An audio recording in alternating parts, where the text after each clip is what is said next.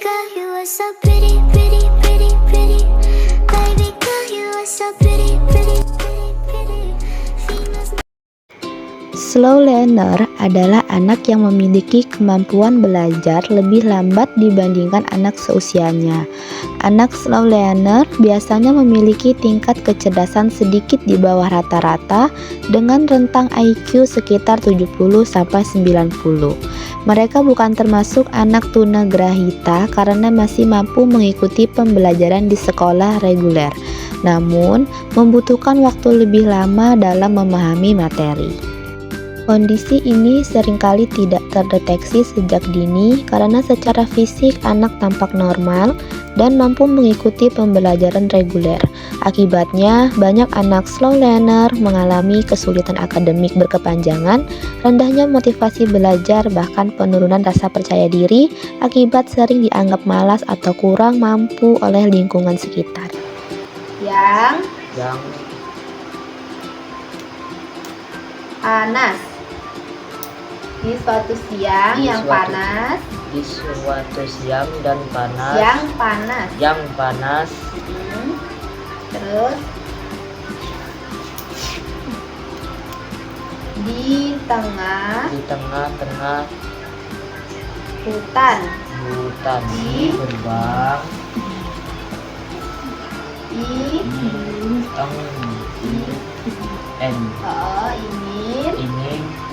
mengambil mencuri dan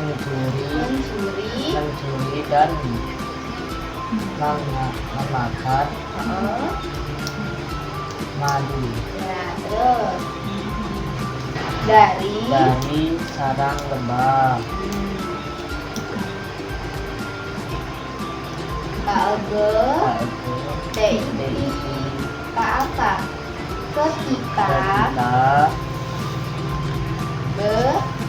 Ketika beruang. Dalam bidang akademik, anak slow learner mengalami kesulitan memahami materi pelajaran dengan cepat. Mereka membutuhkan waktu lebih lama untuk membaca, memahami instruksi, mengingat informasi, dan menyelesaikan tugas. Si beruang ingin mencuri dan memakan madu dari sarang lebah. Ketika beruang mencoba mengambil madu, tiba-tiba lebah itu menyengatnya. Ya, pintar. Terlihat perbedaannya antara anak yang memiliki karakteristik anak slow learner dengan anak yang sudah lancar membaca di usianya. Kemudian selanjutnya, saya juga melakukan wawancara singkat berkaitan dengan anak tersebut kepada guru yang mengajarinya. Assalamualaikum warahmatullahi wabarakatuh. Waalaikumsalam. Selamat pagi Kak. Sebelumnya mohon maaf mengganggu waktunya. Perkenalkan, saya Syarifatul Maulidia, mahasiswa dari Universitas Terbuka. Di sini saya akan melakukan wawancara singkat mengenai pembelajaran untuk siswa yang memiliki kebutuhan khusus yang ada di tempat bimbel ini. Khususnya berdasarkan pengalaman kakak sendiri di sini sebagai guru kelas. Apakah kakak bersedia? Ya, saya bersedia. Baik, terima kasih Kak sudah bersedia untuk diwawancarai. Sebelumnya saya berbicara dengan kakak siapa? Saya Anissa Mutmainah dan saat ini saya mengajar di tempat bimbel ini dan anak didik saya alhamdulillah itu tergolong ke dalam siswa umum, jadi di setiap tingkatan ada. Baik, apakah di kelas kakak ini terdapat siswa yang menunjukkan perbedaan dalam belajar dibandingkan dengan teman lainnya? Oh, kalau untuk perbedaan pasti ada. Ada perbedaan cara paham dan kemudian kemampuan dengan teman-teman yang lainnya, begitu Mbak. Oke, baik. Kemudian kesulitan seperti apa yang sering dialami anak tersebut di saat kegiatan belajar mengajar? Bisakah kakak sedikit cerita mengenai anak tersebut? Oke, jadi di dalam kelas bimbel saya ada beberapa anak, tapi ada salah satu anak yang itu benar-benar menonjol dari pengalaman saya sendiri yang mengajar. Itu anak tersebut masih sangat sulit membaca, dia tapi sudah kelas 6. Jadi kan itu keterlambatan banget dengan teman-temannya. Oke. Selanjutnya, bagaimana perilaku anak tersebut ketika berinteraksi dengan teman sebayanya, Kak?